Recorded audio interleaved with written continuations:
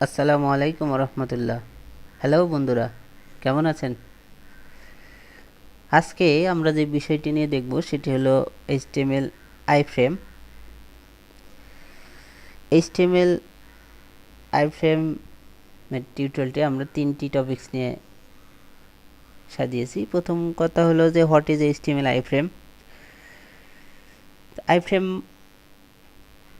আমরা এক কথায় সহজ হিসেবে যেটা বলতে পারি যে যে ফ্রেমের মাধ্যমে আমরা অন্য একটি ওয়েবসাইট বা অন্য একটি পেজকে আমরা আমাদের নিজস্ব ওয়েবসাইটের ভিতরে নিয়ে আসতে পারি। আমাদের ইউজারকে আমাদের পেজের ভিতরে অন্য আরেকটি ওয়েবসাইটকে দেখাতে পারি। যে এটা করার জন্য যেটা একটা ইউজ করব সেটা হলো এইচটিএমএল আইফ্রেম।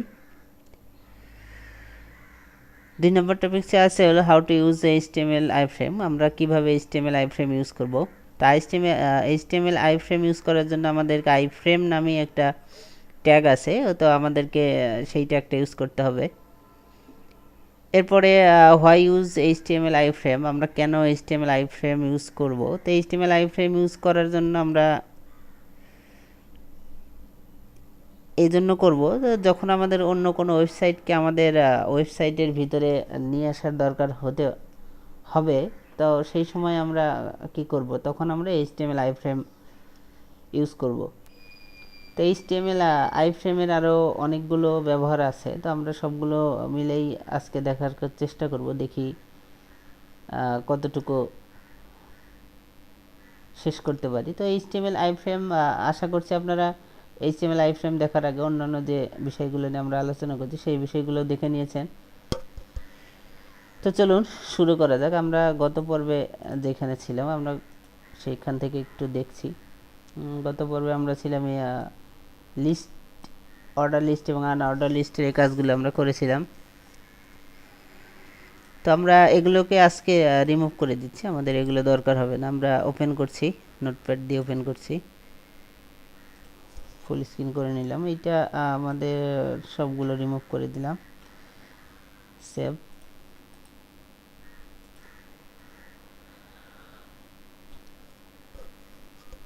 তো এখন আমরা যেটা করব, আমরা এইচটিএমএল কিভাবে আইফ্রেম কিভাবে ইউজ করব বা একটা ওয়েবসাইটকে আমি কিভাবে আমার পেজের ভিতরে নিয়ে আসবো সেইটাই আমি দেখাচ্ছি।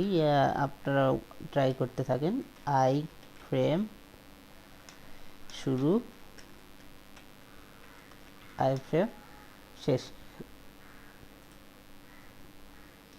এখানে যে অ্যাট্রিবিউট ইউজ করতে হবে সেটি হলো সোর্স, এসআরসি সোর্স, যেটা আমরা ইমেজ সোর্সের ক্ষেত্রে এসআরসি ইউজ করেছি, সেই একই অ্যাট্রিবিউট এখানে ইউজ করতে হবে। তো এখানে যদি আমরা কোনো ওয়েবের লিঙ্ক দিতে চাই তো সেই ক্ষেত্রে আমাদেরকে এখানে ওয়েবে অ্যাড্রেসটা দিতে হবে। আমি আমার একটা ওয়েবসাইটের অ্যাড্রেস দিচ্ছি, www.socialbangla.com। এটা আমার একটা ওয়েবসাইট ছিল, এখনও আছে, খেয়াল করুন। আমরা রিলোড দিলাম, খেয়াল করুন এখানে আমাদের একটা আইফ্রেম আসছে, সেইখানে একটা ওয়েবসাইট শো হচ্ছে। তো যাই হোক, আমরা এইটাকে কন্ট্রোল করতে পারবো। ওইখানে ওয়াইড আমরা দিয়ে দিতে পারি, WIDTH ইকুয়াল, আপনি 100% দিতে পারেন। আমরা একটু 100% দিয়ে চেক করি, খেয়াল করুন এই যে লোড হলো। তো এটার হাইট যদি আমরা বাড়িয়ে দিই সেক্ষেত্রে আর একটু ভালো দেখা যাবে। HIGHT অবশ্যই হাইট বানান লক্ষ্য রাখতে হবে। আমরা 500 দিলাম,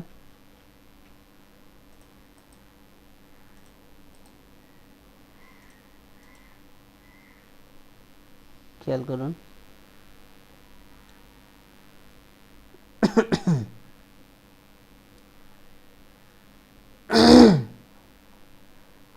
এইটা একটা ওয়েবসাইট, খেয়াল করুন আমরা কোনো কাজ না করে অন্য আরেকটি ওয়েবসাইটকে আমাদের এই পেজের ভিতরে নিয়ে চলে এসেছি। আমরা যদি এখন এইটা একটু সিএসএস দেই তাহলে হয়তো কেউ বুঝতেই পারবে না যে এটা আমাদের ওয়েবসাইট না, অন্য কারো ওয়েবসাইট। খেয়াল করুন আমি এখানে শুধুমাত্র স্টাইল ইকুয়াল স্টাইল নামে একটা অ্যাট্রিবিউট সেটা ইউজ করছি, বর্ডার নান,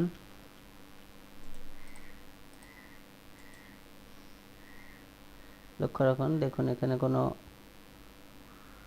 বর্ডার নেই। এইটা যদি আমরা 100% হাইট দিয়ে দেই, এইদিকে সব তুলে দেই, তাহলে বোঝার উপায় থাকবে না যে এটা একটা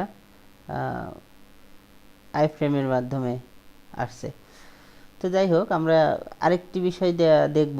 আমরা ওয়াইড হাইট দেখলাম, অ্যাট্রিবিউটের যে কাজগুলো দেখলাম, এখানে স্টাইল নামে দেখেছি। আমরা স্টাইল যদি এখানে বর্ড নান না দিয়ে অন্য কোনো কিছু দিতাম, যেমন আমরা এখানে 3px সলিড রেড দিতাম, সেক্ষেত্রেও তখন এটা একটা বর্ডার আসতে হয়। যে খেয়াল করুন এই যে একটা বর্ডার।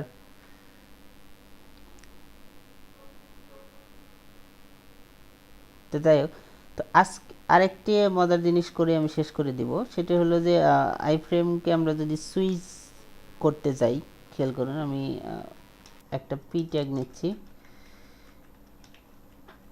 ব্রেকের পি ট্যাগ সবসময় ব্রেকেরও কাজ করে। আমি অ্যালাইন সেন্টার দিচ্ছি। তো আমি এখানে একটা লিঙ্ক তৈরি করব, href। আমি এখানে লিখছি সুইচ টু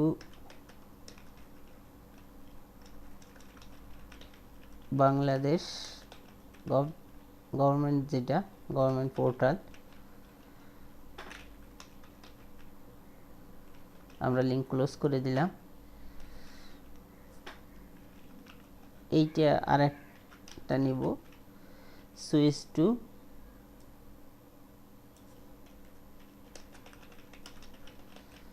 socialbangla.com।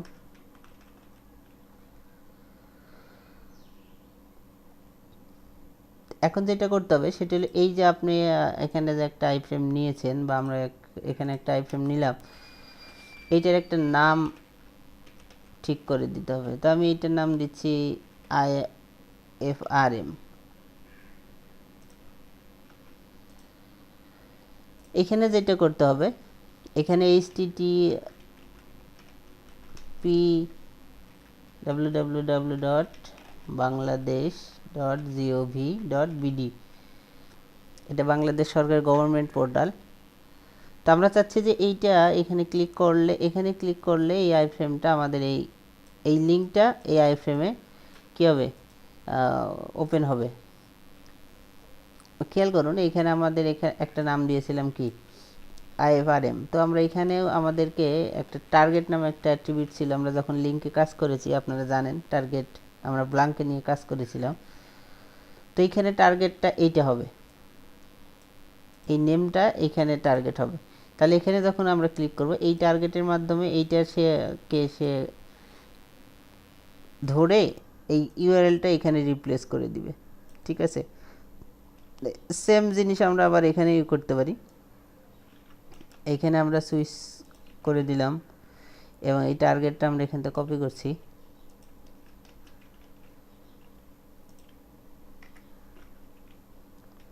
আমি সেভ দিলাম।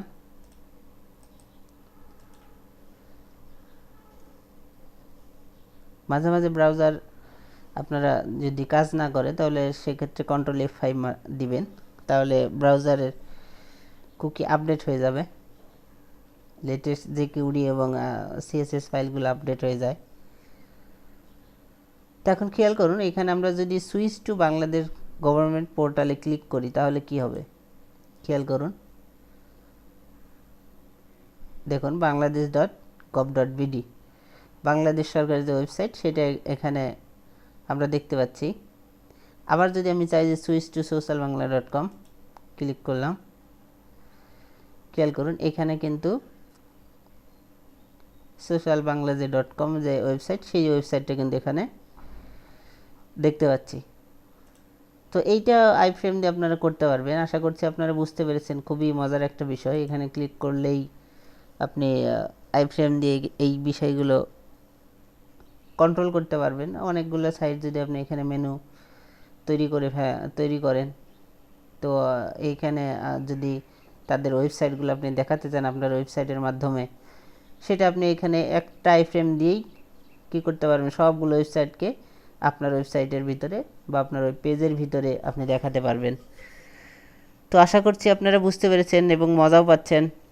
তো যদি বুঝতে না পারেন, সমস্যা হয়, তবে অবশ্যই কমেন্টস বক্সে জানাবেন। আর ইমেল দেওয়া আছে, যে ইমেল দেওয়া আছে সেখানেও আপনারা মেইল করতে পারেন। তো আজকে এ পর্যন্তই।